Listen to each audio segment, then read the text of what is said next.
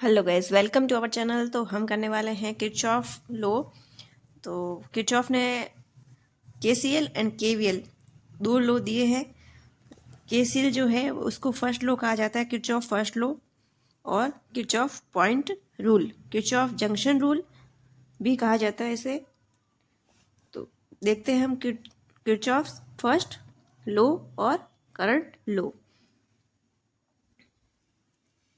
Kirchhoff's current law, ये law बहुत ही important है, ये बेसिक है इलेक्ट्रिकल का, ये लॉ आने ही चाहिए। This law otherwise called Kirchhoff first law, इसे किरचॉफ का फर्स्ट लॉ भी कहा जाता है, किरचॉफ पॉइंट लॉ भी कहा जाता है और किरचॉफ जंक्शन लॉ भी कहा जाता है। अब किरचॉफ करंट लॉ जो है उसकी डेफिनेशन क्या है? In any electrical circuit the algebraic sum of current meeting at a point और junction is zero. Different sign are allocated to current held to flow towards the junction and to those away from it. So total current entering a junction equals to total current leaving at the junction. तो Kirchhoff जो first law है Kirchhoff current law, वो ये कहता है कि किसी point पे टोटल एंटरिंग करंट और टोटल लिविंग करंट हमेशा सेम रहती है. It means that there is no accumulation of charge at any junction of the network. KCL indicates that the law of conservation of charge. तो आपको यहाँ से एक ही चीज याद रखना है कि total current entering a junction equals to total current leaving that junction. KCL state that किसी भी जंक्शन पर टोटल जो करंट एंटरिंग कर रही है वो किसके बराबर होगी? टोटल करंट जो बाहर जा रही है. It means that there is no accumulation of charge at any junction of the network. KCL indicate the law of conservation. ये जो KCL है ये क्या इंडिकेट करता है? Law of conservation of charge. Positive sign are given for the current entering to the junction. अगर current entering कर रहा है तो उसे पॉजिटिव दे देंगे और लीविंग कर रहा है तो उसे नेगेटिव दे देंगे. अब आप जैसे फिगर में देखेंगे, ये आप देखेंगे यहाँ पर I1 एंटरिंग है तो ये पॉजिटिव हो जाएगा, और यहाँ पर एंटरिंग और कौन कौन से? I4 एंटरिंग है, I1 प्लस I4. ये किसके इक्वल हो जाएगा? Total entering current. दो ही है एंटरिंग करंट का, एक नोड है, नोड पर एंटरिंग करंट क्या है? एक तो I1 है, एक I4 है. अब लिविंग करंट किसके बराबर हो गई? I5 हो जाएगा, एक तो I2 हो जाएगा एंड I3. तो total entering current at a junction equals to किसके बराबर हो जाएगा? वो total leaving current that junction. इसको कंजर्वेशन ऑफ चार्ज लॉ भी कहा जाता है. नेक्स्ट, अब आप देखेंगे in this figure I1 I4 are leading the point. यहाँ पर पॉइंट पे एंटरिंग कर रही है करंट I1 एंड I4, तो उसको क्या ले लिया? पॉजिटिव ले लिया. So positive sign will be assigned to them, but current I2, I3 and I5 are leading away from point A. तो ये क्या है? एक्सटर्नल पार्ट है, बाहर जा रही करंट. सो नेगेटिव साइन, ये नेगेटिव साइन के साथ हो जाएगी. तो जैसे ही मैंने जो बताया था I1 plus I4 equals to I2 plus I3 plus I5 के बराबर हो जाएगी. Total entering current equals to total leaving current of that junction equal हो जाएगा incoming current equals to outgoing current. आपको याद रखना है अच्छे से.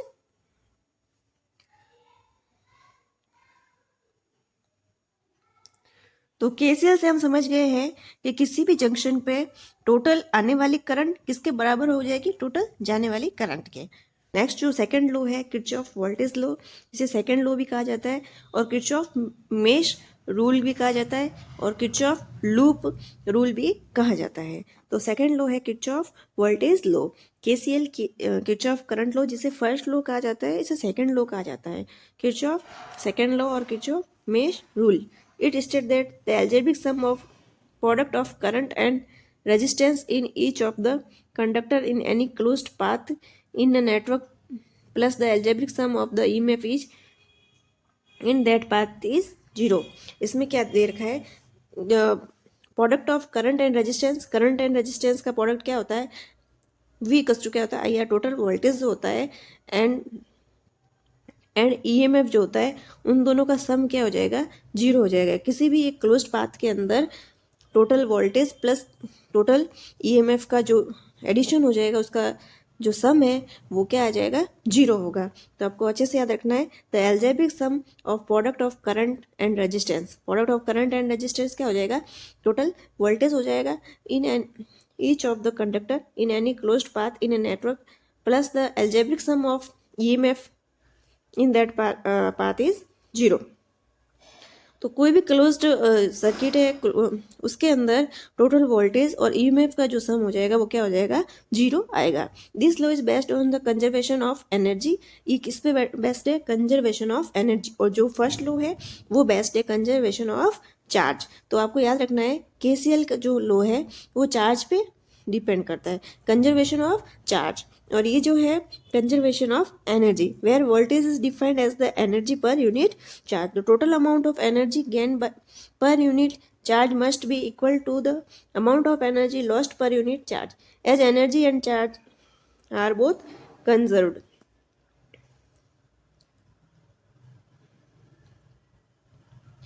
जैसे कि आप देखते हैं, यहाँ देखेंगे ये जो क्लोज्ड पाथ है, ये टोटल जो वोल्टेज दे रखा है V1 एंड V2 दो दे रखे हैं यहाँ पे।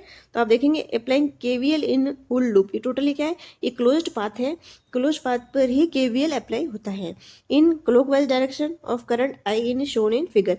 तो करंट यहाँ से फ्लो हो जाएगी, तो फर्स्ट क्या हो जाएगा, V1, ये यहाँ से करंट यहाँ से एंट्री करेगी, तो V1 माइनस IR1 यहाँ से पॉजिटिव हो जाएगा, ये माइनस से करंट निकल रही है तो क्या हो जाएगा, माइनस हो जाएगा, minus IR1 minus IR2 plus V2 total क्या हो जाएगा, 0। तो सम ऑफ वोल्टेज एंड ईएमएफ क्या हो जाएगा, total sum of voltage and EMF क्या हो जाएगा, 0। तो यहाँ से देखेंगे I एंड R का जो प्रोडक्ट है, IR1 IR2, यहाँ ये पॉजिटिव हो जाएगा टर्मिनल, ये नेगेटिव टर्मिनल। तो करंट जो बाहर जा रही है वो नेगेटिव टर्मिनल से बाहर जा रही है, तो इसका साइन क्या हो जाएगा, नेगेटिव। यहाँ पॉजिटिव से निकल रही है करंट, तो पॉजिटिव हो जाएगा। तो V1 minus IR1 minus IR2 plus V2 equals to 0।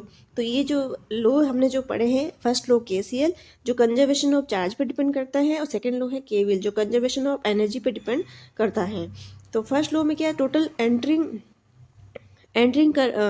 Entering current at a junction is equals to leaving current at that junction, total equal हो जाएगी। और सम of entering plus leaving current equals to क्या हो जाएगा, 0। Conservation of charge पे depend करता है KCL first लो, और KVL डिपेंड करता है कंजर्वेशन ऑफ एनर्जी। तो आपको अच्छे से याद रखना है। आज के लिए इतना ही, थैंक यू।